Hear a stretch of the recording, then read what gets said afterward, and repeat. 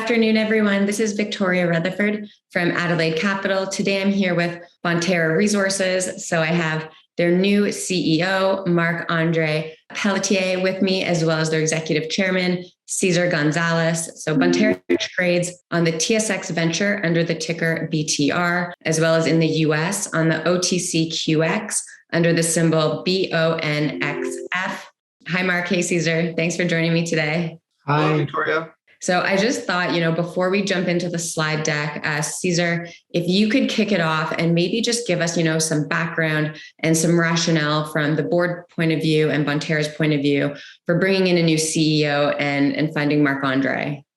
Yeah, thank you, Victoria. This all happened late last year, but it really started when I joined the board in April of 2020. Bonterra had been undergoing some changes to its board and its management. And while that was happening, we were thinking of bringing somebody in who could really take this company to the next level, to really utilize the assets that are in the company, both the infrastructure and the deposits. And I started searching in earnest around January of 2021 for a new management team. I met with a lot of experienced individuals that would be good for this role. But the whole time I was watching what Wesdome was doing or had done, and I was thinking, how wonderful it would be to have somebody from that company, never imagining that, one of the key members of that team would be available. And then I was made aware that Marc-Andre was thinking of moving into a CEO role around July, August. It was late summer. And when I finally had a chance to speak to him, I realized this was the guy. This was the guy that could really make the best, story, the best outcome of our assets. He had done that with Wesdome, partnered with Duncan Middlemiss, who was the CEO of that company. A very similar story in the Abitibi, 2 producing mines, one that had to be restarted last year, infrastructure, a company that people had ignored before they joined, but after they joined and really focused on the operations, had become a focus of every fund manager in Canada, one of the best performing stocks in the gold sector. And, when Marc-Andre and I started talking, it became very clear that we had the similar visions. The way they did Wesdome was a bootstrapped approach. They used cash flow to fund the development of their assets. And, I want to do the same thing with Bonterra. The board wants to do the same thing with Bonterra.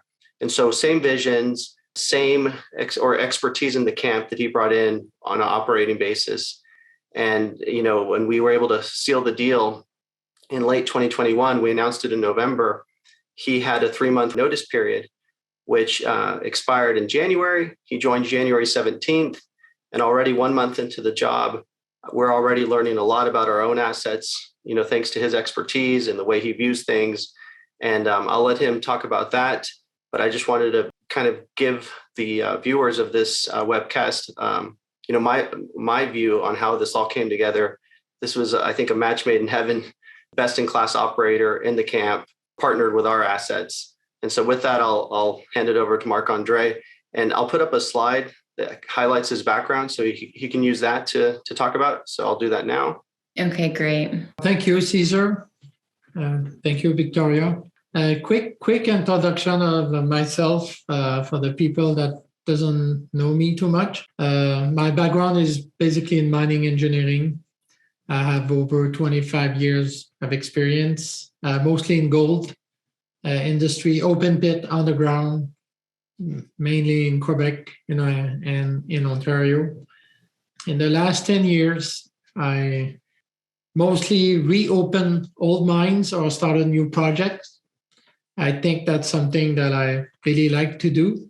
With the St. Andrew Goldfields and Wesdome, I had the chance to reopen 4 underground mines and 1 open pit. So in the last 5 years, like Cesar mentioned, I had the chance to grow Wesdome from a single asset producer to a double asset producer with over 100,000 ounces produced last year, and in the path to become the next 200K plus ounces producer. So I found myself that I was at the point after 5 years that I was able to check the boxes I wanted to check. And when Caesar approached me on the board, I was quite interested. So I did my due diligence as a good engineer. I did my homework, and I discovered a few things about Bonterra. The first thing, with 3 million ounces in the book in resource, I mean, it's definitively more than enough to restart the production. We restarted Kena with 600,000 ounces in the book. So I think 3 million was a nice playground. And but the other thing, and I think that's what makes Bonterra a different junior company, is we have a mill, basically. We have an assay lab. We have great infrastructures. We have mining camps. A lot of junior companies don't have those assets, and I think that's gonna bring the growth of Bonterra will definitively go much faster because of the quality of those assets. As Cesar mentioned again, the vision to scale up, basically scale up approach. To advance the company from exploration stage to development to production restart, and honestly, that's something that I like to do. So I'm quite happy that I joined Bonterra a month ago. Time goes fast. There's lots to do, but more I'm looking into it, more I see opportunities. So it's going to be a very exciting time for Bonterra. I'm very happy to join the company. Quickly on our land position, we're located in the north of the Abitibi in the Greenstone Belt, mother of many deposits. You see our two camps, the Urban Barry property and the Bachelor property. We are about 3 hours north of Val-d'Or. In the Urban Barry camp, we have our two flagships projects, the Barry and Barry and Gladiator. And further north, we have what I call the Bachelor Mine Complex, where is located the Bachelor Mine and the Bachelor Mill. A little bit more in details, you see on this slide the breakdown of our resource, starting from the top, the Bachelor Complex. We basically have two deposits, the Bachelor Moroy, which contains about 265,000 ounces. It's all on the ground. We have the mill, the assay lab, and the camp right along the highway. We are on the power grid there on the Hydro-Quebec. There's possibility to add more power there as well, so it's a great facility for that. I had the chance to visit the complex 3 weeks ago, and I was very impressed by the quality of our infrastructures. The last time the mill was used is in 2020, late 2020, when we processed the bulk sample from Moroy. Bonterra has done a great job shutting down the mill properly, and the site is actually on care and maintenance and good standing. So basically, we're doing what we got to do to eventually proceed to a quick restart there. You see on this slide the road between the Bachelor and the Gladiator Barry projects. It's a forestry road. It has been used in the past to haul the production from the Barry open pit. I think that road is a great asset. It saves a lot of mileage and directly connect our mill to our probably around 2.8 million ounces of gold down south. So at Barry, we have both in-pit and underground resources for a total about 1.3 million ounces. The grade is a bit lower there, but you have to understand the grade in the in-pit resource is about 2.7 grams, and the underground resource grade is at higher than 5. Between Barry and Gladiator, there's about 15 kilometers distance. Gladiator is where we have the highest grade. You see the measured and indicated over 8.6 grams per ton. The overall grade is greater than 7 grams. So it's the highest grade of our asset. It's also the one that needs further exploration. So we're going to talk a bit more in details. But for now, I would like to mention to you that we are located just south of the Windfall deposit, owned by Osisco Mining. And if you look at that's what I call the golden triangle, but between Windfall, Gladiator, and Barry, this, within 15 kilometers triangle, there are near 10 million ounces of gold. So it's the urban Barry camp is just not, a mining camp. I think it's going to become a world-class gold mining camp with lots of potential. Quick look at our capital structure. As you may be aware, we are raising capital at the moment. There was a press release last week. We are looking for a total of $25 million. Majority will be flow-through. As you know, flow-through financing in Quebec is an outstanding financial tool for a company like Bonterra to raise money and minimize the dilution as much as possible. We're looking also for $10 million of hard dollars. And we need, the reason why we need that money is because we have infrastructures and we have to maintain them. That's the catalyst timeline. So Cesar and myself, I've been working on this. It has changed since the last presentation, I believe. But I think as in the next couple of months, we have a much better path, more clear and more detailed. So we're going to build this schedule as we're getting more information. As of today, we have 4 diamond drills, 2 at the Gladiator and 2 at the Barry.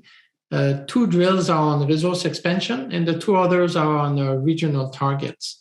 We have a great land packages between Barry and Gladiator.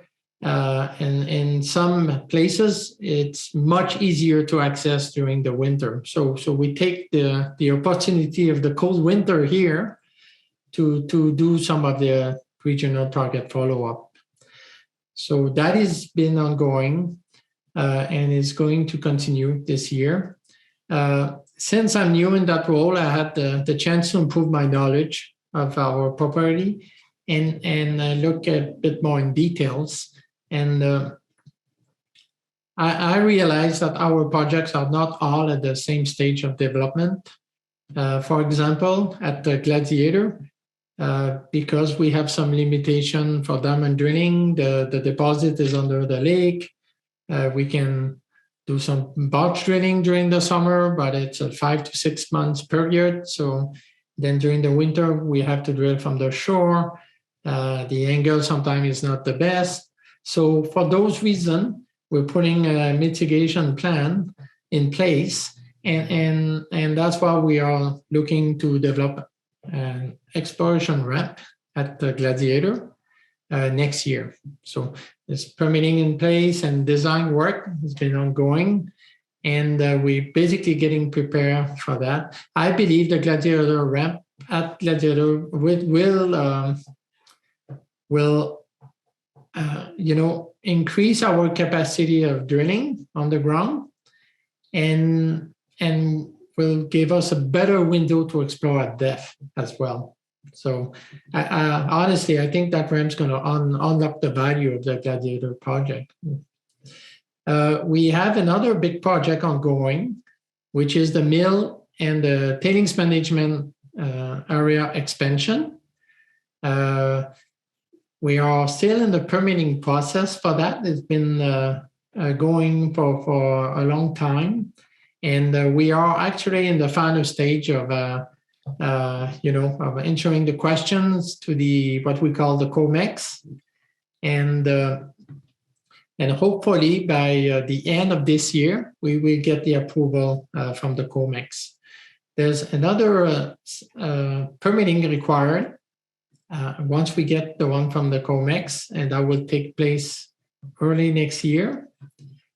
And if everything goes well, we believe we will get all our permits for mill and tailings expansion by mid-year next year. The mill, the actual capacity is 800 tons per day, and we would like to bring it to 2,400 tons a day eventually. And the tailings management capacity goes, that goes with the mill capacity. So we would like to get up to 8 million tons capacity. So permitting is a very important process for Bonterra. It takes time. It has to be done well, and we're working diligently to advance this process as fast as possible. In order to advance from exploration to development, at one time, we're going to have to begin to do infill drilling. So that is something that we are actually in the planning stage for both Gladiator and Barry. However, we do know we will really need the exploration ramp in order to continue to do the infill drilling at Gladiator. At Barry, it's a little bit different. The deposit is closer to surface. It's about 600 meters deep. And what we see there for now is most of the drilling will be done from the surface. So it's work in progress. Again, in the second half of the year, we'll have a much better idea what do we need to bring our project to the next stage. And of course, as you can see, as we're getting more information, we improve our knowledge. We are going to need the technical support with the mineral resource estimate, PEA, PFS, and so on. So that will come. However, we already initiated a PEA at Barry. We started the process 2 weeks ago there, and we are thinking that the Barry, because of this status, we have past production there. We have a mining lease as well. We have camp facilities, shops, those kind of infrastructures. So we are going to proceed with a PEA at Barry. Okay. And Victoria, at this point, we'll go into a few slides that talk about the individual assets, and then we could open it up for Q&A. But as Marc-Andre mentioned on this particular slide, it's a work in progress. He is still doing his technical review. He's only been on the job for a little over a month, and we've spent a lot of time together thinking about what needs to be adjusted in terms of the previous timelines that the company had set.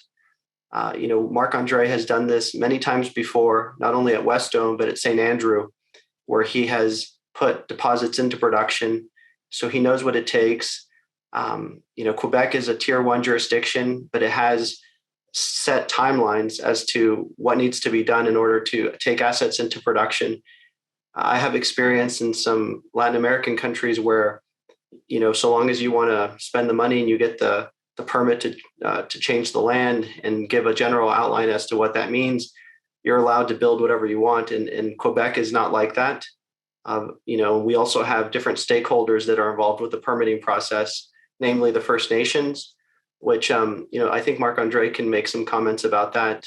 He stepped into this company, didn't do too much diligence on that, but I think he's very pleasantly surprised with our relationship with the First Nations. Marc-Andre, maybe you can talk about that a little bit. We're very close to the Cree of Waswanipi First Nations. They are about 15 minutes away from Bachelor complex. So it's been a lot. Historically, there's been a very good relationship with the Cree. We have some of the members actually working for the company. And we also have, for example, road maintenance contract with some of the company as well from the Cree. One of our director, Matthew Habijak, is actually the CEO of Air Quebec, and he's raised and born from West Winnipeg as well. So it's very important for Bonterra to continue the good relationship, with the First Nations, and so far, I mean, they've been very supportive in our project and our development. So it's going very well. I guess we can start, Marc-Andre, with some high-level geology, and then talk about Gladiator and Barry, and then we can go to Q&A. Great. So what you see here is a map survey of our land package, and the line in dark in black is basically our land package. We need to use the geophysics to help us to set our regional exploration target. It's typical Abitibi. I mean, not too many outcrop, limited access. So we really need to use the technology, to find the next 1 million ounces deposit. What you see here is the Gladiator and the Barry deposit on the right and on the left. We have identified many regional targets, highly sensitive to the MAG survey, and it's our intention to test those targets in the near future. We actually have 2 drills on regional. One is just located on the Barry south of the Barry project, on the property called Barry South, and we're actually targeting what we call the windfall break, which is the main break that controls the windfall deposit. So we are on that target since about 2 weeks. Still early days, but we're going to test it to see if there's any mineralization associated with the break. We have another target located on the gold-bearing trend of the Barry deposit, named Coliseum Arrow, and again, same story there. Lots of structures, lots of conductivity. We need to drill to find out what we got there. So we're going to build our knowledge, with the exploration target, and we're going to continue to use the technology to refine our exploration program.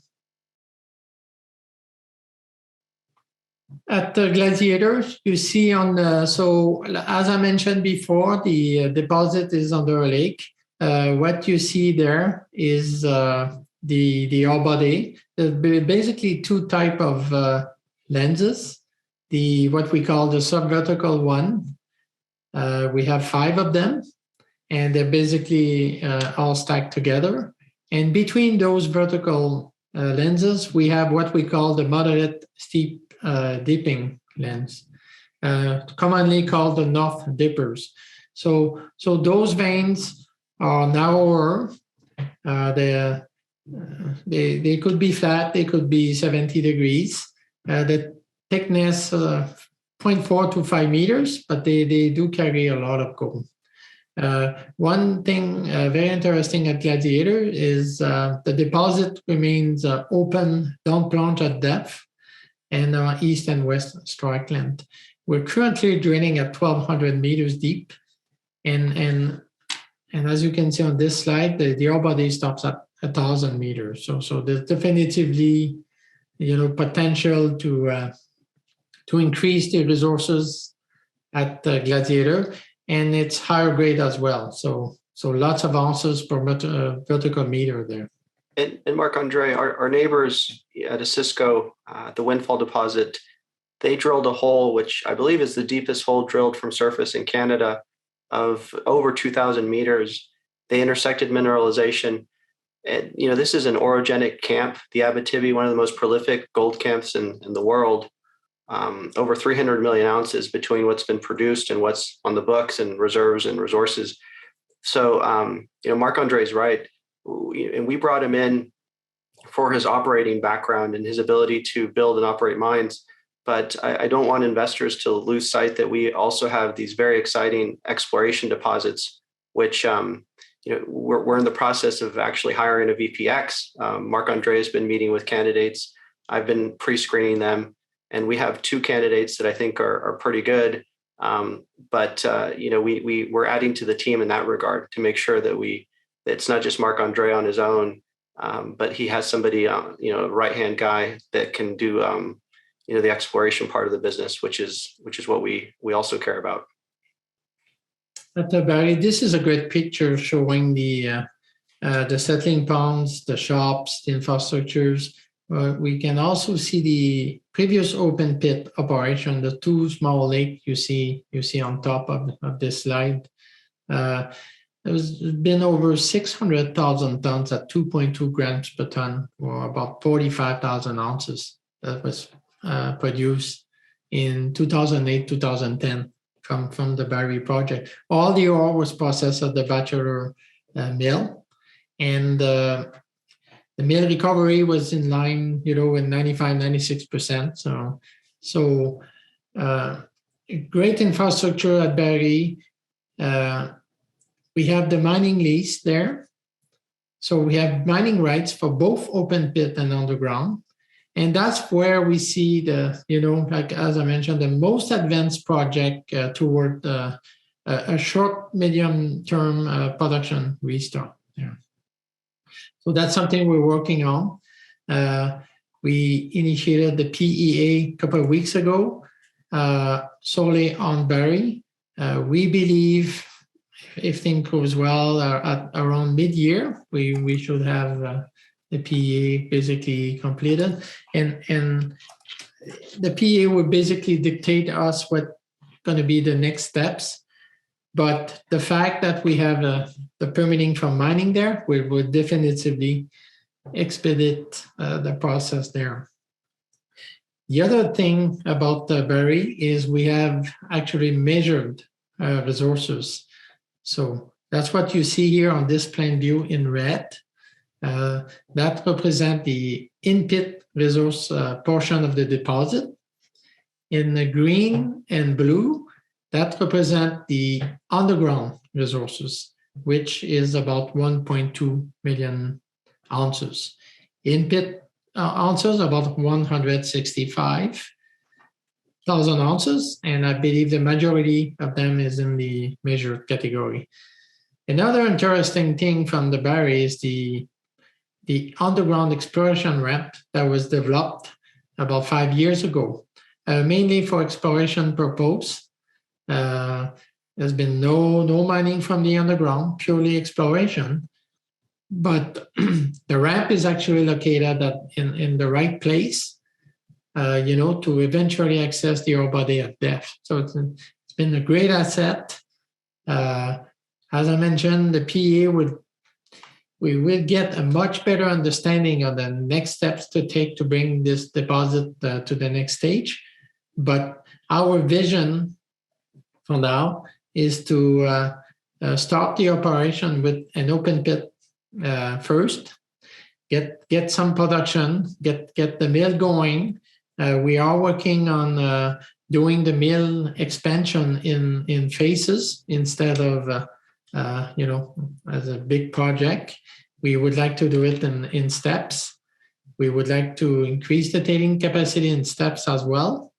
We think that will reduce the amount of capital required to restart the production at Barry, and that will make our project more feasible, and that will generate higher cash flow for Bonterra for eventually, finance our development from organic growth, basically. That's what we're looking at.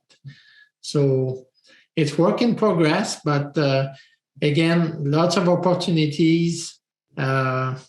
We're currently looking to see how big could be the pit, what would be the trade-off, the size of the pit between underground and surface. So all that work is ongoing, and we're looking to update the market and the investor and the shareholders probably around mid-year this year.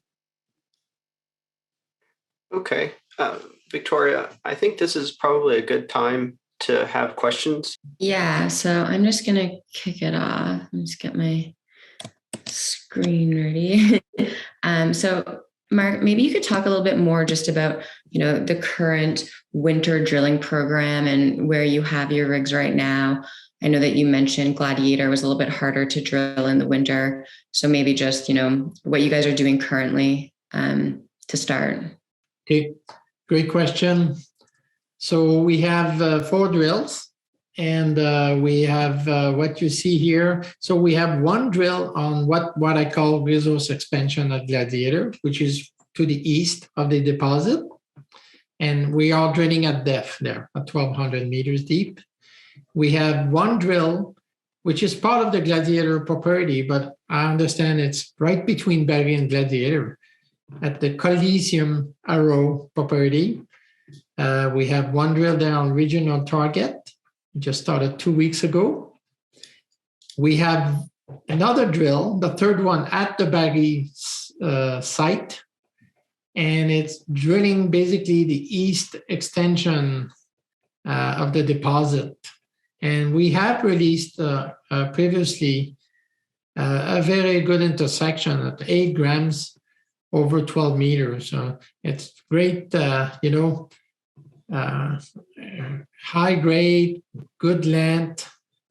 I mean, not that far away from surface. So, maybe what the pit that we are looking now, maybe it's going to get bigger.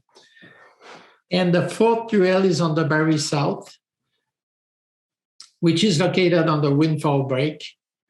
And it's a bit, so it's where you see those red warm color, that's where, there's potential for mineralization. And when you have the combination, of a major break, then there's potential for mineralization. So basically, that's what we're testing.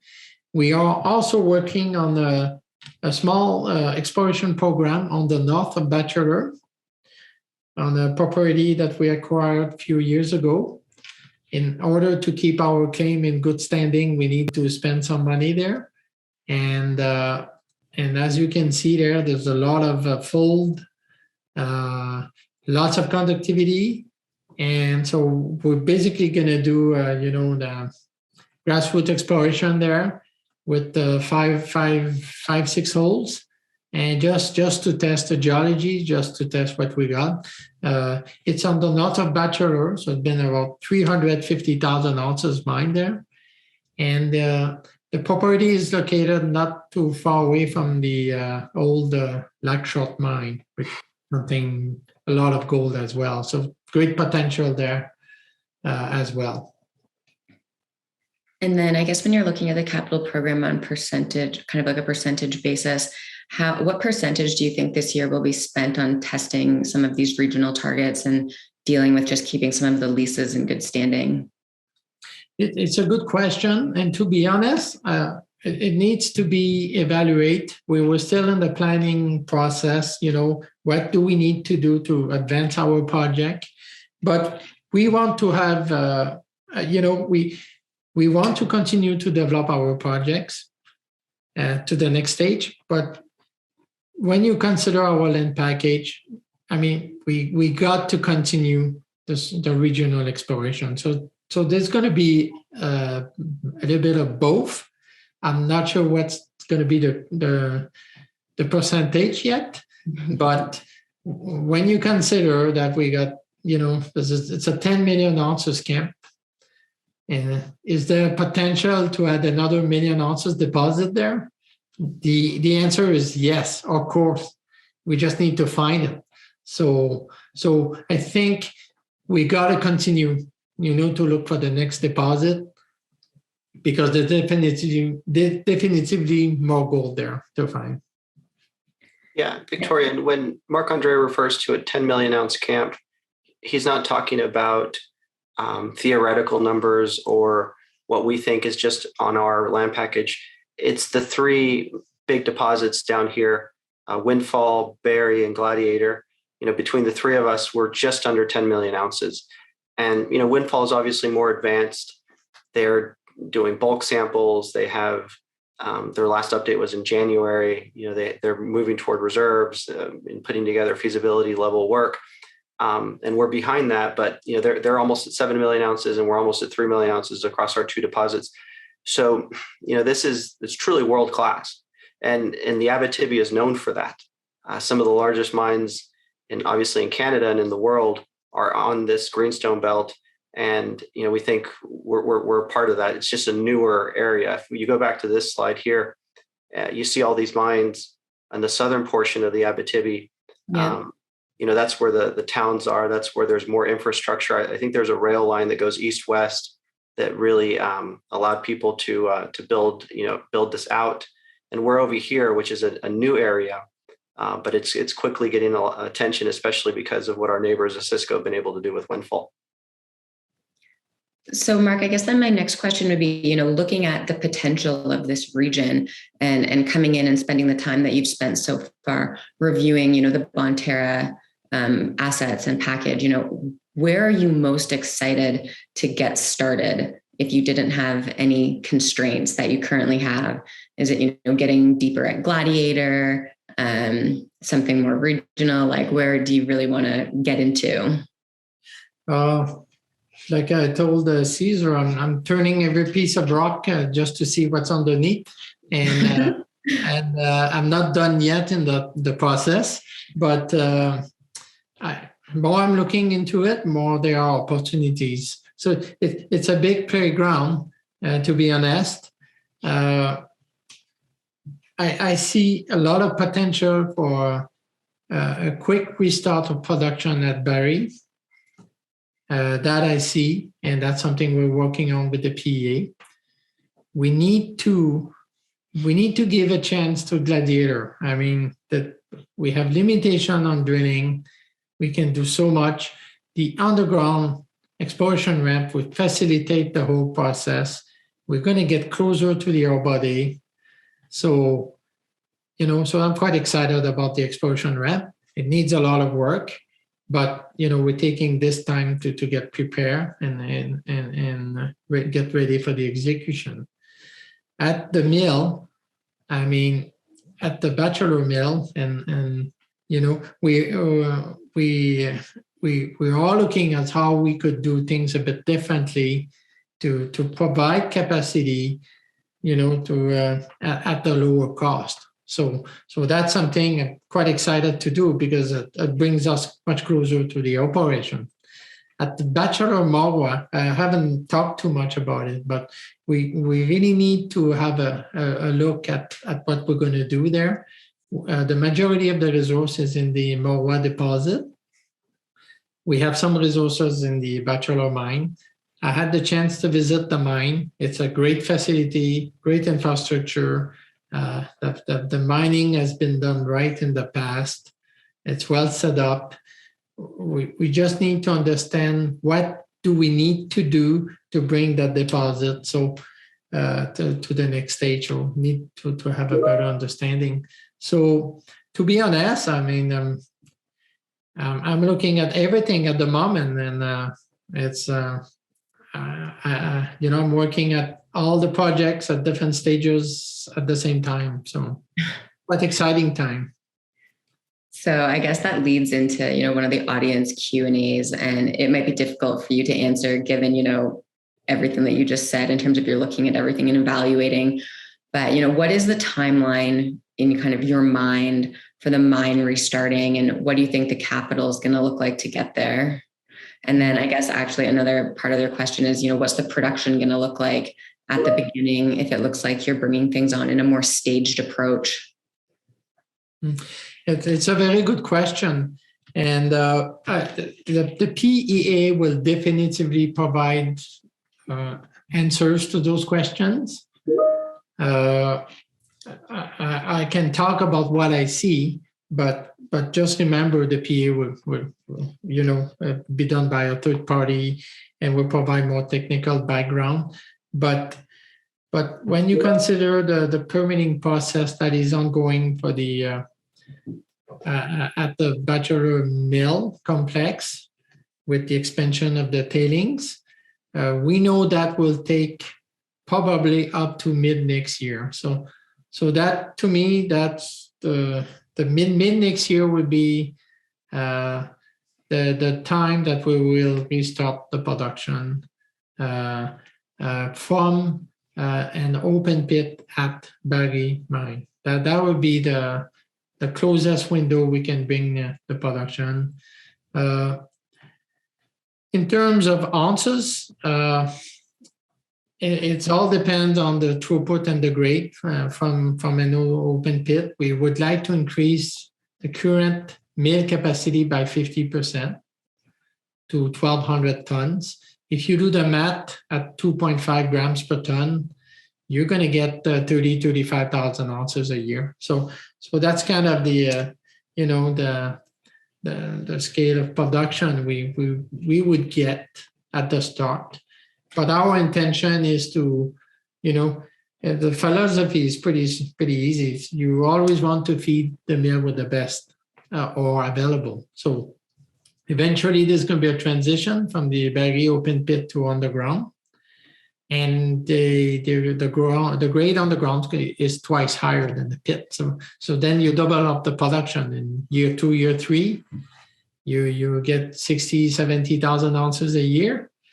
And you can imagine, Victoria, once Gladiator would come in production at the 7 grams per ton, then the 60 becomes 120, 125 easily, 1,000 ounces a year. So it's kind of kind of approach that we have. It would take some time, but we think we can stop the production next year, mid-year. Yeah, and Victoria, I went back to this slide that has the West Dome story, because if you look at the bottom left, there's a bar chart of the production from Eagle and now Eagle plus Kiena, which was put into production late last year.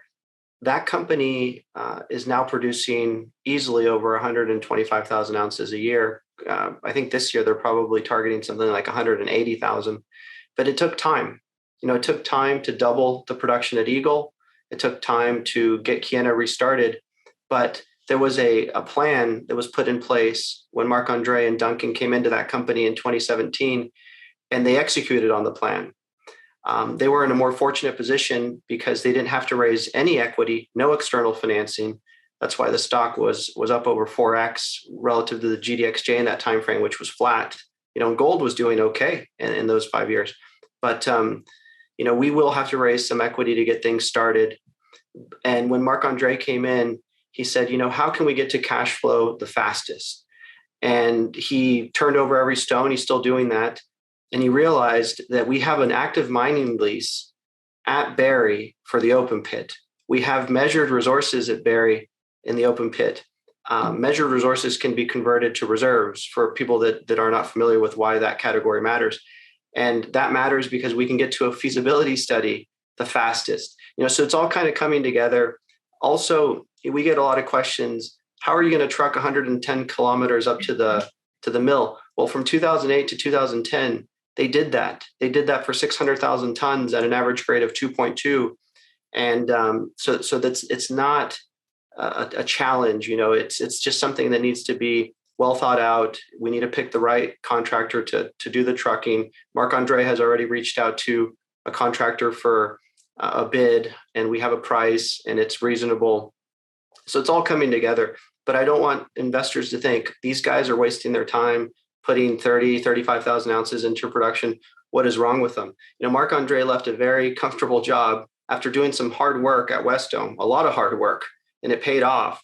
And he had a nice position, and he could have just relaxed and made a good salary and gotten a bunch of options and all these other benefits of being at a company that's now close to 2 billion Canadian.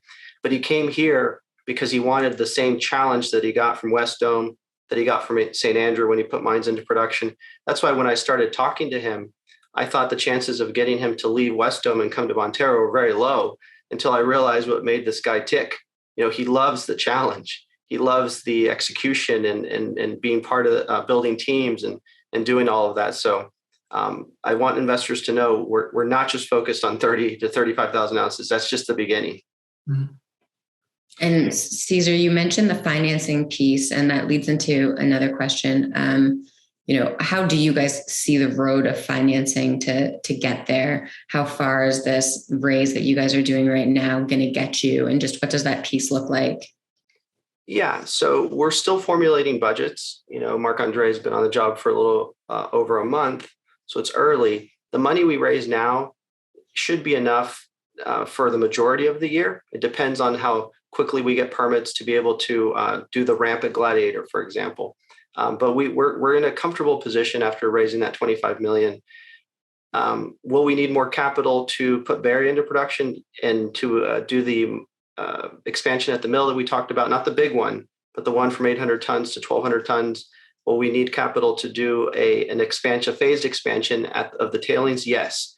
And all of that we will have more details on once we put our PEA together on Barry. I will also like to remind people that are on the webcast that there is financing available once a PEA is out that is a lower cost of capital than equity. And it also depends on where our share price is. If the stock triples, then I might want to do equity. But if we still have to prove ourselves and people are not on the bandwagon yet, then there are other means of financing. The Quebec government is very supportive of Quebec-based companies. There are arms of the government that provide financing. And, Marc-Andre has a great reputation in the province. So there are ways of doing this, not entirely with equity, that are attractive. And then another audience question that came in, and Cesar, I know you already answered part of this, but just for the live audience, Marc-Andre, have you used any artificial intelligence company like Goldspot Discoveries to help identify potential drilling targets, or just any artificial intelligence companies in general? So what I noticed so far, Victoria, is we're using those mostly geophysics technology with IP and magnetic survey. That's what we're using now. As you know, I'm a mining engineer, so I need a good geologist beside me that will tell me where the gold is, and what I'm going to do is go mine it. So that's why we're looking for that VP exploration. And we're going to build this company as a team, but we need to improve the leadership and our skills and the geology aspect. We have a good geology team, but we need more leadership. So I think that's going to be a key position that will, certainly facilitate. When you look at those new technology, they exist, but I need the right guy to drive that. So that's going to be a key position that we hope to fill in the next couple of months. And then, are you worried about not getting to fully execute on this plan because maybe someone comes in and puts a bid in for Bonterra? Obviously, the low political, like just the jurisdiction that you're in, the Abitibi Greenstone Belt, that's quite desirable. There's been talk for a while about just broader consolidation of your area. So any kind of comments on that? Our vision with the board and myself is to, we want to move from exploration to development and to production restart. And that will create value for the shareholders. And in my mind, there's no doubt the company stock will go up as we put the plan together, we execute it, and we deliver, and we start producing gold. So having said that, I see lots of potential for organic growth of Bonterra. Now, when you look at a much bigger scale, and you see the windfall, and you see the possible synergy between the sites, it exists, no doubt. But our main focus, I believe, is to maximize the shareholder return as much as we can. Yeah, Victoria, the slide I have up now shows some M&A activity. The section in gray is what's already been either acquired or announced. And you can see that the prices keep going up for assets in Canada, high grade underground assets in particular. You have a few guys in addition to us that are out there, Wesdome, where Marc-Andre came from, a Cisco, Pure Gold that's ramping up. They had some issues with their ramp up. But these are all targets. Some of them might be acquirers that are trading better and have production like a Wesdome. But it's something we have to consider. Right now, we don't have to consider it because there's nothing on the table. And if there was, I wouldn't be able to talk about it anyway. But we brought in Marc-Andre to have a base case. Selling the company is not a strategy. It could be an option if it comes up, but it's not a base case strategy. You can't build a business, hoping that somebody else is going to make a decision that impacts you. We have to be in control of our own destiny. And now that we have the right leader in Marc-Andre, we've raised some capital. So there's support in the markets for our strategy. We have the infrastructure, we have the deposits. Now it's our job of putting it together, setting a plan, and then executing on that plan, like what Wesdome did. And if along the way we trade higher or we draw the attention of a bigger player and we get offers, that's great. We have to consider those. But for our base case, we have a plan that we're formulating, and I think it's going to provide significant returns similar to what Wesdome did. Wesdome was not taken out. If it had gotten taken out in 2018 before Duncan and Marc-Andre had a chance to execute their plan, shareholders would have been happy at the time, but they would have not known what was coming had that company been left to continue on its path. The real returns were made later. Once people knew these guys were credible, that production was profitable, that it could be grown in a prudent, profitable way. And look at what it is today, a $2 billion company trading at a nice valuation. And then just to be respectful of everyone's time, because I know we're coming up to the hour. So I know, Marc-Andre, you just got in there. You guys are still refining the strategy and tweaking the strategy. You guys are hiring, the VPX that you talked about, a PEA mid-year. So in terms of communicating to the street as you go through and continue to refine, what's the communication process going to look like, Cesar? What should we be waiting for out of you guys?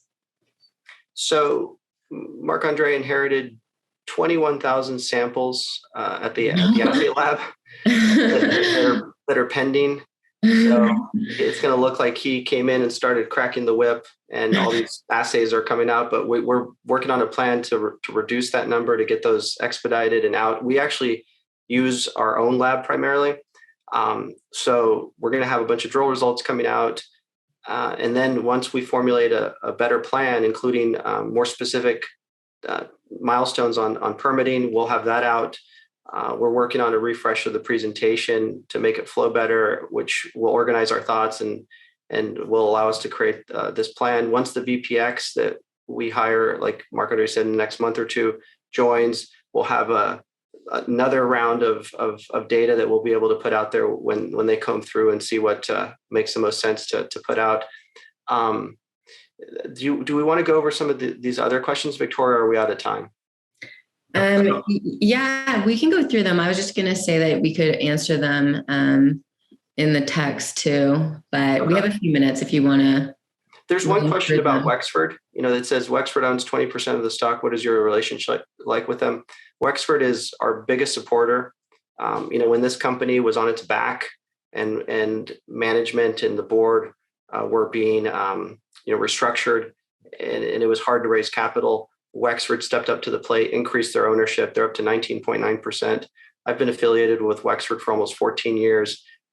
It's a visionary investor by the name of Charles Davidson that runs that shop, and they're our biggest supporter. We also have support from Kirkland Lake Agnico. They participated in our last financing as a strategic, and we're actually waiting for them to let us know what they want to do on this one. But we've got a nice roster of investors. We added some new ones in this latest financing that we're doing. One big name that you'll see pop up there on the capital structure slide. And a lot of it is thanks to Marc-Andre. He has been successful once before, a couple times before, and people want to follow that around. That's one thing I've learned in the mining business, is that you want to stay close to people who have had successes, especially in operating. If you sell a company, that's one thing. But if you are able to demonstrate that you can operate assets efficiently and profitably, that's worth more than the gold itself, in my opinion. And so some people are chasing Marc-Andre around, and that helped in this financing.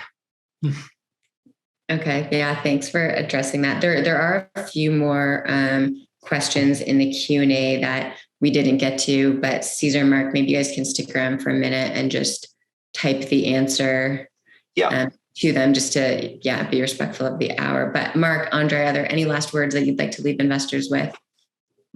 It's a very exciting time with Bonterra. I mean, we just started. We're just starting, and I think what you're going to see as the year goes by. I mean, we will have a much clearer path, to communicate, and once we have that in place, once we have a good plan and the right people. And then it's just matter to do what we said we're going to do. And like I told Cesar, that's where the fun's going to start, because, we're going to have an exploration ramp coming up. We're going to have the PEA. The PEA is going to look good. I said, okay, let's go to the FS now. And, things are going to come together, I believe, in the next few months. And I think, with the finance man coming in, we're going to have the money to do what we want to do. We're going to spend the money wisely, to advance our project. And for shareholders' perspective, I think it's the right time to jump in as we're moving ahead with our project. So very exciting time again. Okay, well, thank you so much for joining me today. And thank you, Cesar. I appreciate both of you guys, being on. Mark, it was nice to get you in front of, our investor base. And so thank you, everyone, for joining us today, and we'll end it there.